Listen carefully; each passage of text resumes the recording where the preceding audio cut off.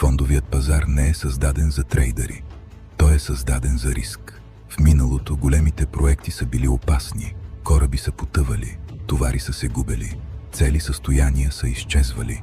Едно пътуване можело да те направи богат или да те разори напълно. Търговците са имали нужда от решение.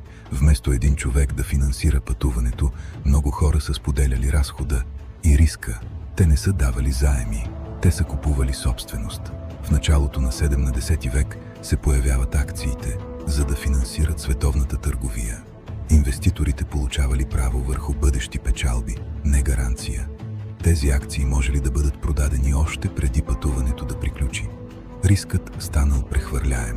Скоро хората започнали да се събират на едно място, за да купуват и продават тези права. Това място станало пазар. Фондовият пазар не започва като спекулация. Той започва като инфраструктура. Той позволил капиталът да се движи по-бързо от корабите. С времето системата нараснала. Цените започнали да се движат ежедневно. Собствеността сменяла ръцете си постоянно. Механизмът останал същият. Фондовият пазар не е създаден за да предсказва бъдещето.